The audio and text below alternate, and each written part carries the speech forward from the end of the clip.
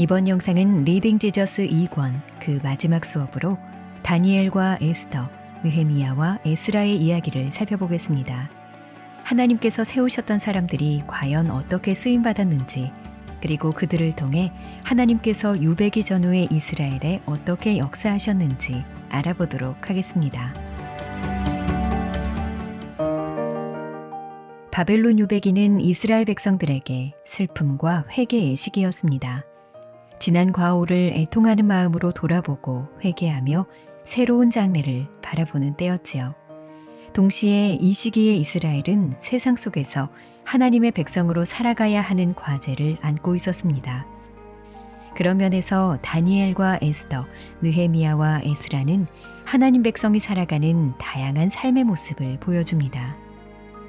다니엘과 세 친구가 하나님께 대한 충성과 신실함으로 세상을 이기는 법을 보여준다면, 에스더는 하나님의 섭리 가운데 승리하는 삶의 모습을 보여줍니다. 느헤미야가 최전방에서 거침없이 싸워나가는 왕같은 리더십을 보여준다면, 에스라는 하나님 말씀이 공동체 가운데 역사하도록 뒤에서 묵묵히 가르치는 율법 선생의 본보기를 보여줍니다. 다니엘, 에스더, 느헤미야, 에스라, 이 네 사람은 모두 하나님께 부름받아 각자의 은사로 선하게 쓰임받았습니다. 이들의 다양한 삶의 방식이 어떻게 조화롭게 사용되어 하나님의 목적을 이루어가는지 지금부터 함께 살펴보도록 하겠습니다.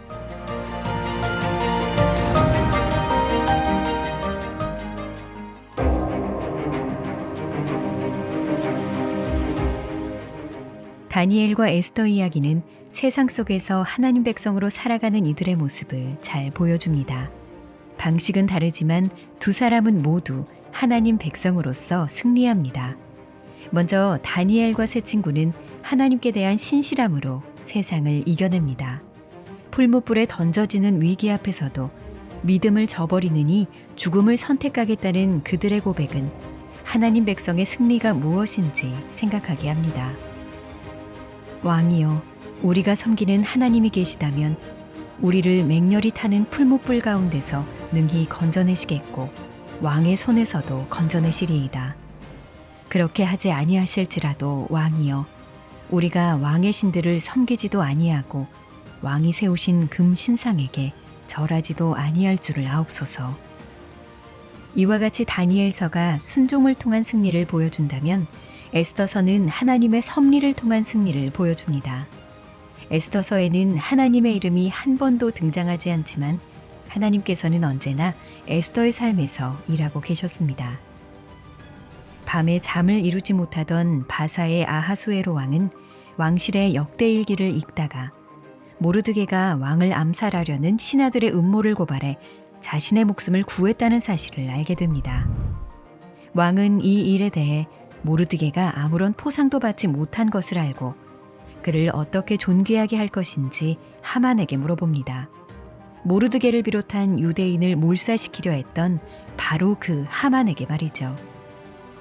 왕후 에스더는 죽음까지 불사한 신앙으로 나아가 하만의 음모를 왕에게 밝힙니다.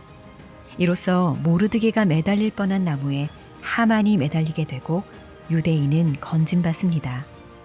사소해 보이는 일들이 전환점이 되어 큰 구원의 역사가 일어난 것입니다.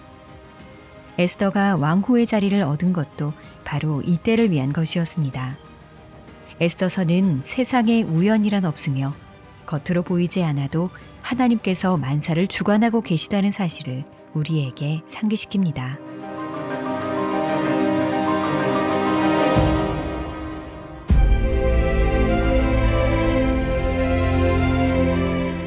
느헤미야는 유배기 시대 믿음의 영웅 중 한 사람입니다.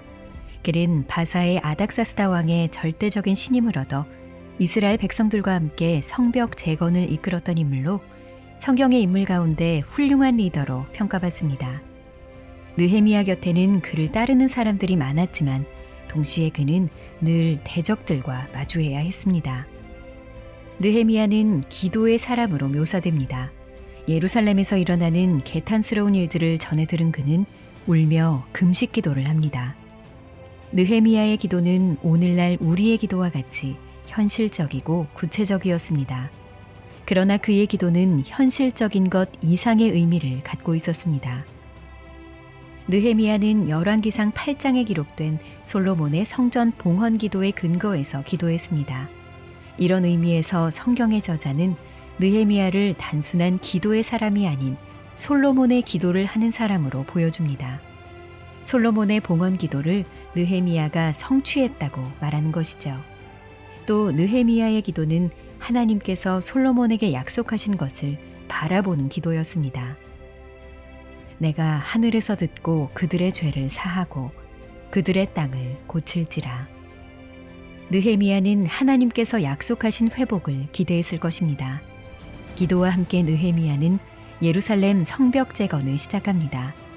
성벽 재건은 단순한 건축 과업이 아니라 도처의 대적들의 위협이 도사리는 거룩한 전쟁이었습니다. 그래서 느헤미야는 백성들에게 두려워하지 말라고 권면하며 여호와께서 그들을 위해 싸우실 것이라고 말합니다. 거룩한 전쟁의 승리는 여호와께 속해 있기 때문입니다.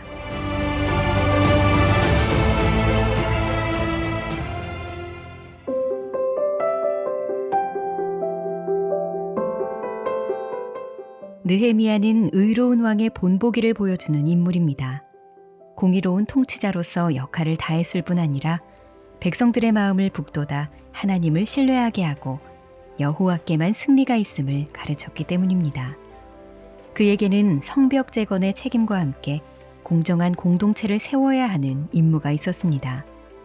흉년으로 인해 자식까지 종으로 팔아야 할 상황 속에 있는 가난한 사람들의 울부짖음에 느헤미야는 행동을 취합니다. 백성들에게 무거운 세금을 매기지 못하게 하고 형제들끼리 높은 이자를 매기는 것도 금지시킵니다. 또한 느헤미야 자신도 백성 위에 군림하지 않습니다. 아울러 그는 제사의식도 개혁합니다. 성벽 봉헌식 날 백성들의 행렬을 정비하고 노래하는 자들을 지정한 것입니다.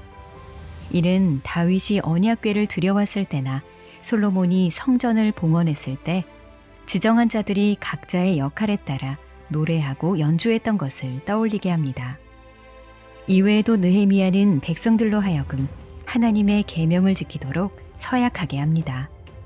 이 약속에는 이방인과의 혼인금지, 안식일 성수, 성전 관리와 관련된 규율들이 포함되었고 지켜지지 않았을 때는 처벌을 받았습니다. 느헤미야는 마치 새로운 왕이 개혁을 단행하는 것처럼 하나님을 경외하는 왕의 모습으로 유다 공동체를 개혁해 나갑니다. 그렇다면 성경은 왜 느헤미야를 왕처럼 묘사하는 것일까요? 첫째로 이스라엘 백성들로 하여금 연속성을 느끼게 하기 위해서입니다. 이스라엘 공동체가 바벨론에 유배되기 이전부터 이어져 왔으며 그 명맥이 끊어지지 않았다는 것을 알려주는 것입니다. 즉, 그들의 영적 가계가 굳건히 지켜져 왔다는 사실을 보여주는 것이죠. 둘째로 경건한 왕을 통해 오는 하나님의 축복을 기대하게 하기 위해서입니다. 하나님을 경외하는 왕이 있을 때 나라의 안식과 형통의 복이 임한다는 것을 가르쳐주는 것이죠. 그러나 유다 백성이 완전한 복을 누린 것은 아니었습니다.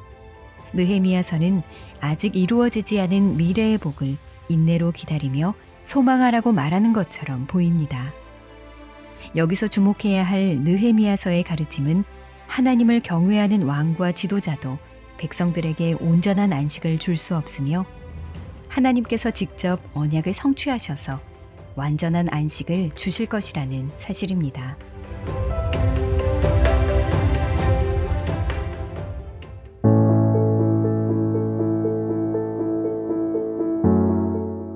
하나님께서는 공동체를 세워가실 때 다양한 사람을 사용하십니다.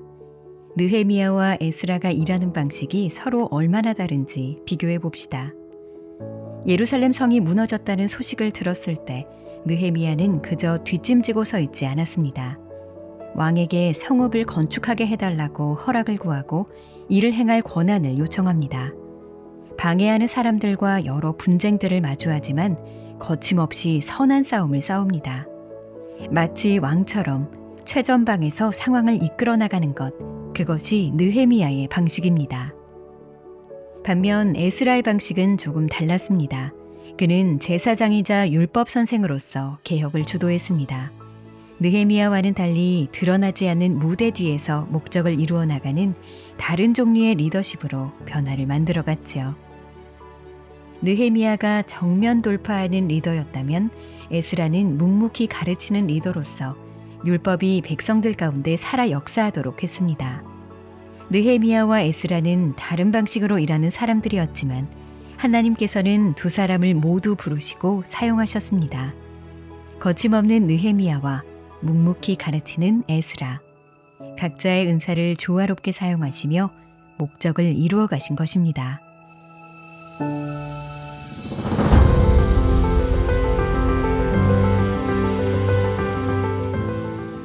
느헤미야와 에스라는 훌륭한 리더였지만 더 나은 분을 갈망하게 합니다. 현재 누리는 축복이 있더라도 그것만으로는 궁극적인 구원에 이르지 못하기 때문입니다. 느헤미야처럼 거침없으면서도 에스라처럼 온유하신 분, 느헤미야처럼 단도직입적이면서도 에스라처럼 섬세하신 분, 모든 인격의 완벽한 조화를 이루고 계시는 바로 그분, 예수님을 바라게 되는 것입니다. 예수님은 성전을 정결하게 하시려고 채찍을 들기도 하셨지만 예루살렘 성을 바라보며 눈물 흘리기도 하셨습니다. 위선적인 바리새인들을 꾸짖으셨지만 세리와 죄인들의 친구로 불리시기도 했습니다. 유다의 사자이시며 동시에 하나님의 어린 양이신 분, 그 예수님 안에서 하나님의 인자와 공의가 완전한 조화를 이룹니다. 느헤미야와 에스라는 우리로 하여금 이런 예수 그리스도를 바라보게 합니다.